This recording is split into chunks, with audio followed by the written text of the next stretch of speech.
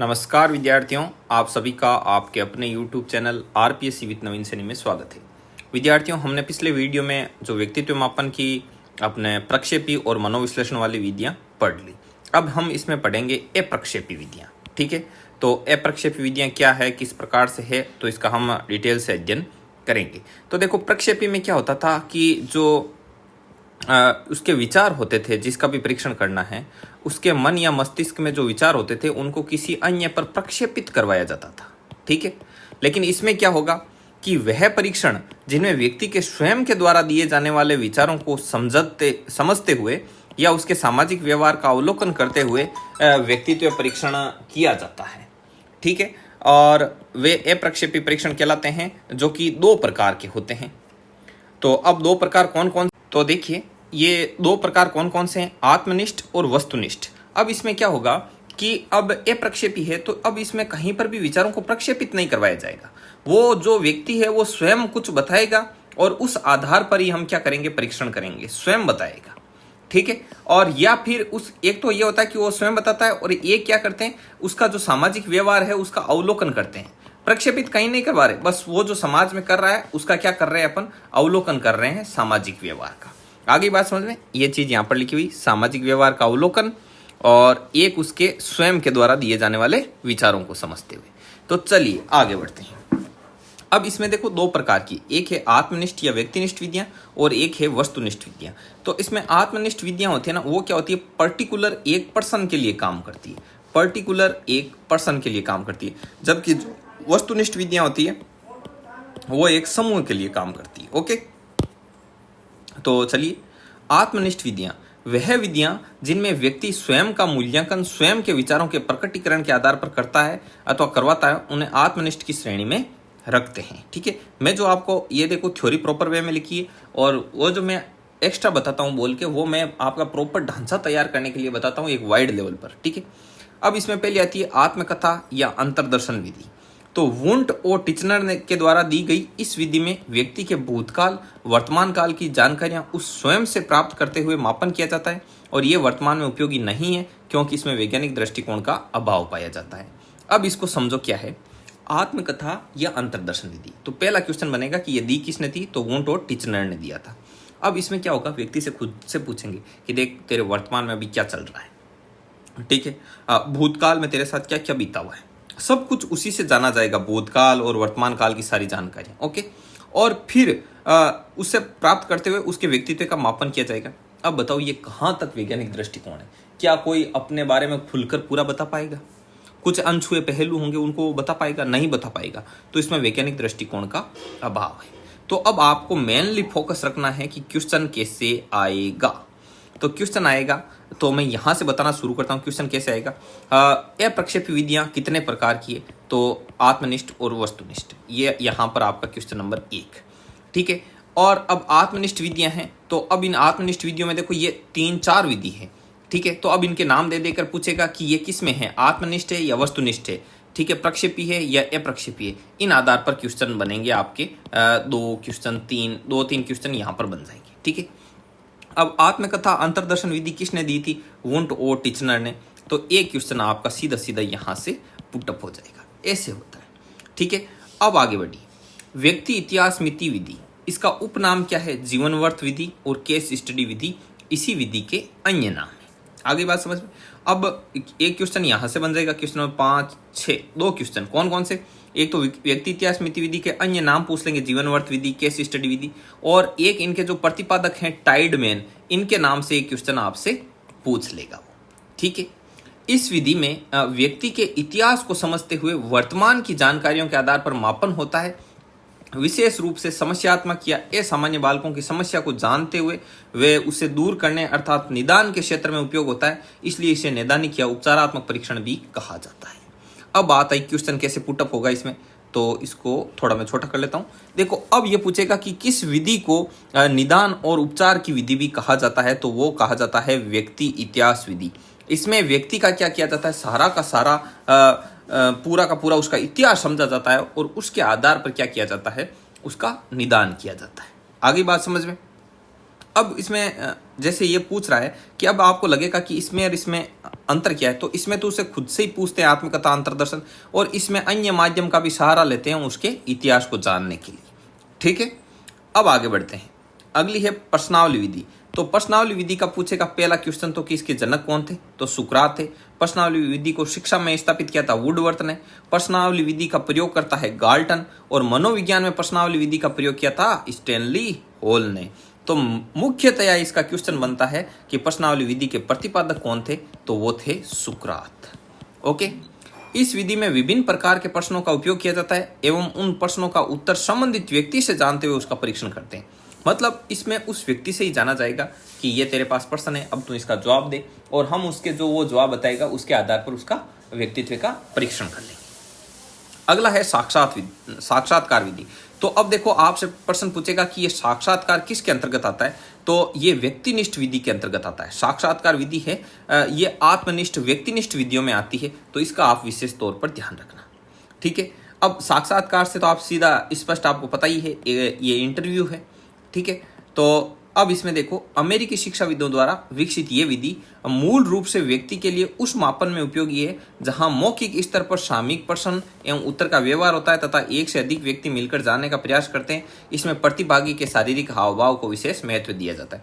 इसमें कुछ नहीं, 4-5 साइकोलॉजिस्ट बैठेंगे सामने और बढ़िया तरीके से आपसे मौखिक ही प्रश्न उत्तर करेंगे।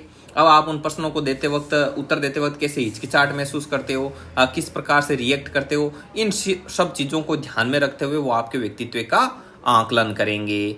आगे बात समझ में। अब अगला है वस्तुनिष्ठ विधियाँ। व्यक्तिनिष्ठ कंप्लीट, व्यक्तिनिष्ठ में वो 4 आ गई। अब है वस्तुनिष्ठ। तो ये वैज्ञानिक दृष्टिकोण वाली विधि होती है तथा मापन का आधार व्यक्ति का बाह्य या सामाजिक व्यवहार होता है। ये विधियां अपेक्षाकृत अधिक विश्वसनीय होती है, इसलिए इनका उपयोग अधिक प्रचलित है। क्योंकि इन विधियों को प्रयोग करते वक्त, इन वस्तुनिष्ठ विधियों का अपन प्रयोग करेंगे ना, तब जो जिसका अपन परीक्षण कर रहे हैं उसको खुद को पता नहीं होगा कि हम उसका निरीक्षण कर रहे हैं। तब उसका जो रियल जो मूल नेचर है वो अपने सामने प्रकट होगा और हम अच्छी प्रकार से, भली भांति प्रकार से उसका एकदम सटीक है वो व्यक्तित्व मापन कर पाएंगे। ठीक है, अगला है निरीक्षण। अब इसमें देखो वस्तुनिष्ठ विधियों में कौन सी है, निरीक्षण विधि, समाज मिति विधि, क्रम निर्धारण विधि, ये विधियां हैं 3 मेन 3 हैं। तो अब इनके बारे में पढ़ते हैं। तो अब आपसे एक क्वेश्चन तो सीधा सीधा बन जाएगा कि वस्तुनिष्ठ विधियां निम्न में से कौन सी है कौन सी नहीं है, तो ये क्वेश्चन यहाँ से पुटअप हो जाएगा। अब देखो निरीक्षण विधि पहली, इसके जनक थे जेबी वॉटसन। तो एक क्वेश्चन आपका यहाँ से कि ये निरीक्षण विधि के जनक कौन है, जेबी वॉटसन। इस विधि में व्यक्ति के विभिन्न परिस्थितियों में होने वाले उचित व्यवहार का निरीक्षण करते हुए मापन किया जाता है। अर्थात इसमें यह देखा जाता है कि एक व्यक्ति है वो परिस्थितियां जब बदलती है, जब विकट परिस्थितियां रहती है, परिस्थिति के हिसाब से वो किस प्रकार से व्यवहार प्रदर्शित करता है, ये चीज इसमें उसका मापन किया जाता है। ये विशेष परिस्थितियां क्रिएट की जाती है और फिर उस परिस्थिति में वो व्यक्ति किस प्रकार का नेचर शो कर रहा है, उसके आधार पर उसका जो व्यक्तित्व है उसके बारे में अनुमान लगाया जाता है। ठीक है, और यहाँ होने वाला व्यवहार अवलोकन आधारित होता है क्योंकि हम उसका अवलोकन करते हैं, इस कारण इसे अवलोकन विधि भी कहते हैं। तो किस विधि को अवलोकन विधि भी कहा जाता है, इस आधार पर भी एक क्वेश्चन आपका यहाँ से सीधा सीधा पुटअप हो जाएगा। आगे बात समझ में। अब आगे बढ़ते हैं। अगला है अपना समाज मिति विधि। तो समाज मिति विधि के जनक कौन है, J.L. मोरेनो। तो एक क्वेश्चन सीधा सीधा यहाँ से कि समाज मिति विधि के जनक कौन है। ये विधि एक ऐसी विधि है जिसमें सामाजिक वातावरण के लोगों से संबंधित व्यक्ति के बारे में जानने का प्रयास किया जाता है। इसमें क्या किया जाएगा, जैसे व्यक्ति जिस समाज परिवेश में रह रहा है वहां पर आएंगे कि इस गली में इस लड़के का मकान है। अब इस गली के आसपास के, मोहल्ले के, गांव के उन सभी लोगों से क्या किया जाएगा, उसके बारे में जानने का प्रयास किया जाएगा। तो ये होती है समाज मिति विधि। ठीक है, ओके। अगला है क्रम निर्धारण विधि। क्वेश्चन आएगा कि क्रम निर्धारण विधि के जनक कौन है। तो पहला क्वेश्चन यहाँ से ध्यान रखना, जनक है थ्रस्टन। और इस विधि में संबंधित व्यक्ति के गुणों का समूह के साथ क्रम निर्धारण करते हुए मापन किया जाता है। इसमें क्या किया जाएगा, जैसे वो व्यक्ति जिस समूह में रहता है उस समूह के लोगों से ही जानने का वगैरह का प्रयास किया जाता है कि जैसे कि ईमानदारी, तो ईमानदारी में आप 10 में से फर्स्ट नंबर पर कौन है, बेईमानी में आप में से 10 में से फर्स्ट नंबर पर कौन है। तो इन्हीं के बारे में जानने का प्रयास किया जाता है। ये क्रम निर्धारण विधि होती है। ठीक है, अब देखो ये आपके पार्ट ऑफ 4th यूनिट, इसको आपको ध्यान में नहीं रखना है। अब अगला है अपना समायोजन। व्यक्तित्व पढ़ लिया, अब समायोजन क्या होता है। अब समायोजन के बारे में हम पढ़ेंगे। जैसा कि नाम से स्पष्ट है कि समायोजन का मतलब होता है जो परिस्थितियां वगैरह होती है उनके अनुसार सामंजस्य बिठाना मोटे तौर पर, ठीक है। तो इसको थोड़ा नोट्स के माध्यम से पढ़ते हैं।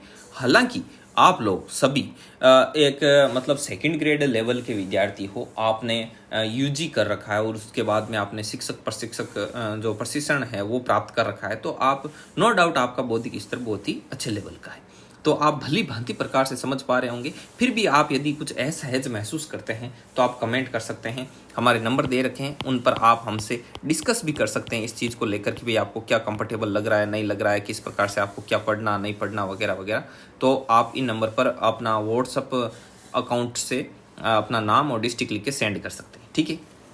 देखो, जिस सामाजिक वातावरण में हम लोग निवास करते हैं वहाँ पर हमारे सामने कई प्रकार की परिस्थितियाँ पैदा होती हैं, ठीक है, और उनके साथ अपने आप को ढाल लेना ही क्या है, समायोजन है। एक तरीके से परिस्थितियों के साथ सामंजस्य ही क्या है, समायोजन है। आगे बात समझ में। अब इसे विभिन्न मनोवैज्ञानिकों ने विभिन्न विचार दिए हैं समायोजन को लेकर, ठीक है। तो पहला विचार है बोरिंग, लेगफील्ड, वेल्ड और शेफर, इन लोगों ने मिलकर दिया। इन्होंने बताया कि व्यक्ति अपनी आवश्यकता, एक तो व्यक्ति की आवश्यकता होती है, और उस आवश्यकता की पूर्ति के मार्ग में आने वाली परिस्थितियों के साथ जो सामंजस्य कर लेता है उसे ही क्या कहते हैं, समायोजन। मतलब आपकी खुद की पर्सनल नीड है, अब उस नीड में क्या क्या बाधा आ रही है, उस नीड को हासिल करने में, उसकी पूर्ति करने में क्या क्या बाधा आ रही है, तो आप क्या करते हो, उस नीड के साथ और जो बाधाएं आ रही है उनके बीच में आप क्या करते हो, एडजस्टमेंट करते हो, ठीक है, सामंजस्य बैठाते हो, यही समायोजन है। ये किसने कहा था, बोरिंग ने। याद कैसे रखोगे कि व्यक्ति अपने जीवन में उसकी जो आवश्यकताएं होती है और उनकी आवश्यकता की पूर्ति में सामंजस्य बैठाता क्या हो जाता है, बोर हो जाता है, बोरिंग हो जाता है, ऐसे याद रखना, ठीक है। अगला है गेट्स ने कहा, समायोजन के संदर्भ में गेट्स एवं अन्य विद्वानों का मत है कि एक प्रकार से विकास की वह प्रक्रिया है जो हमें सामाजिक वातावरण में व्यवस्थित बनाए रखने में योगदान देती है और ये जीवन पर्यंत चलने वाली सतत प्रक्रिया है। तो एक कंसेप्ट तो ये ध्यान रखना कि सामंजस्य जीवन पर्यंत चलने वाली सतत प्रक्रिया है, एक क्वेश्चन इसको लेकर बन जाएगा, ठीक है। एक इसने कहा कि विकास की वह प्रक्रिया है जो हमें सामाजिक वातावरण में व्यवस्थित बनाए रखने में योगदान करती है। तो देखो, गेट्स से वो रूम के गेट्स क्यों लगे होते हैं, ताकि अपन सामाजिक वातावरण में व्यवस्थित तरीके से सामंजस्य बनाए रखने में योगदान देते हैं अपने को, ठीक है। तो गेट जरूरी है ना। अभी एक ऐसे घर की कल्पना करो जिसमें इधर उधर कुछ गेट ही नहीं, तो वो सामाजिक वातावरण में कैसे रह पाएंगे, ठीक है। ऐसे याद रखना है अपने, कैसे रहो। अगला है गुड ने कहा, किसी इच्छा या आवश्यकता में बाधा पड़ने पर उत्पन्न होने वाला संवेगात्मक तनाव भग्नाशा है। ये भग्नाशा को लेकर परिभाषा दी थी। और डगलस तथा ओलैंड ने कहा था, कष्टदायक संवेगात्मक दशा में विरोधी और विपरीत इच्छा से उत्पन्न तनाव ही संघर्ष है। तो इन्होंने देखो संघर्ष को लेकर और गुड ने इनको लेकर परिभाषा दी थी, ये एक्स्ट्रा एडेड है, ठीक है। तो आप इनको भी ध्यान में रख सकते हो, ठीक है। आगे बढ़ते हैं। अब देखो, समायोजन की आवश्यकता हमको क्यों महसूस हुई। तो हैंस आइजेंक ने कहा था, जब व्यक्ति आवश्यकता एवं दूसरी और सामाजिक वातावरण के बीच असंतोष की प्राप्ति करता है तो वह कुसमायोजन होता है, तो व्यक्ति कुसमायोजित हो जाता है। तो अब हमें समायोजन की आवश्यकता इसलिए पड़ती है ताकि हम अपना जीवन में सुचारू रूप से आगे बढ़ सकें। तो मैं थोड़ा पानी पी लेता हूँ। और समायोजन इसलिए भी जरूरी है क्योंकि इसके अभाव में वो कुसमायोजित होकर कुंठित भी हो सकता है, अनेक प्रकार के मानसिक रोगों से ग्रस्त भी हो सकता है, इसलिए हमें समायोजन की आवश्यकता पड़ी। और कुसमायोजन क्या होता है, ये हैंस आइजेंक ने बता दिया कि व्यक्ति आवश्यकता एवं दूसरी और सामाजिक वातावरण के बीच असंतोष की प्राप्ति करता है, ठीक है, कि भाई उसकी खुद की आवश्यकता है लेकिन सामाजिक वातावरण के अनुरूप उसकी आवश्यकताओं की पूर्ति नहीं हो रही, तो वो कुसमायोजित भी हो सकता है, यही कुसमायोजन है। अब कुसमायोजन के कारण क्या है, तनाव, दबाव, दुश्चिंता, भग्नाशा, द्वंद्व, ये क्या है, कुसमायोजन के कारण है। तो एक क्वेश्चन सीधा बनेगा कि कुसमायोजन के कारण निम्नलिखित में से कौन से। तो तनाव, देखो, जब एक व्यक्ति अपने किसी कार्य को समय पर पूरा नहीं करता है तो वे काम का समय या दिन नजदीक आने पर व्यक्ति तनाव महसूस करता है। इससे व्यक्ति में क्रोध बढ़ता है जो व्यक्ति का शत्रु है। तो अब इसका क्या मतलब हुआ कि जैसे देखो, आपने एग्जाम है, उसको आपने समय पर तैयारी नहीं की। अब जब परीक्षा आएगी नज़दीक तो आप क्या करोगे, बहुत ज़्यादा तनाव महसूस करोगे, आप क्रोध में आ जाओगे, ठीक है। तो बस जिस सिचुएशन का आप बाद में सामना करते हैं, पहले किसी कार्य को समय पर पूरा नहीं करते और बाद में जो आप फेस करते हैं इस सिचुएशन को, वो तनाव है। इस तनाव की वजह से व्यक्ति कुसमायोजित हो सकता है। इसलिए जितना हो सके कार्य को समय पर पूरा करो और तनाव से बचो। अगला है दबाव। दबाव क्या है, जब एक व्यक्ति अपने मान सम्मान एवं परिणामों को लेकर सोचता है तो बाह्य वातावरण एवं लोगों के कारण उसके मस्तिष्क में दबाव पैदा होने लगता है और कार्यों में मन नहीं लगता। अब एक व्यक्ति क्या करता है, सोचता है कि देखो यार, मैं पढ़ तो रहा हूँ, सिलेक्शन नहीं होगा तो समाज के लोग क्या कहेंगे, मेरी क्या इज्जत रहेगी, मैंने ये कर दिया तो क्या हो जाएगा, मैं ये कर दिया तो लोग क्या सोचेंगे। ऐसे करके वो बाह्य वातावरण से उसके मस्तिष्क में दबाव पैदा होता है और फिर उसका किसी भी कार्य में मन नहीं लगता है। तो आगे बात समझ में, दबाव क्या है। अब है दुश्चिंता। तो दुश्चिंता को एंजाइटी बोलते हैं, जो कि लैटिन भाषा के एंजाइटस शब्द से इसकी उत्पत्ति हुई है। तो ये थोड़ा ध्यान रख लेना, ठीक है। जब एक व्यक्ति के मस्तिष्क में अचेतन मन की बातें चेतन मन में आने लगती है तथा उसे विचलित करती है तो इसे दुश्चिंता कहते हैं। दुश्चिंता के समय व्यक्ति अन्य व्यक्ति के पास या नजदीक आने का प्रयास करता है और केरेन हार्नी का संबंध है ना, वो दुश्चिंता से। एक बार प्रश्न पूछ लिया था कि केरेन हार्नी का संबंध किससे, तो केरेन हार्नी का संबंध है वो दुश्चिंता से। किससे है? दुश्चिंता से। ये ध्यान में रखना। अब देखो, दुश्चिंता के समय व्यक्ति अन्य व्यक्ति के पास या नजदीक जाने का प्रयास करता है, ये भी ध्यान में रखना। अब मैं समझाता हूँ आपको।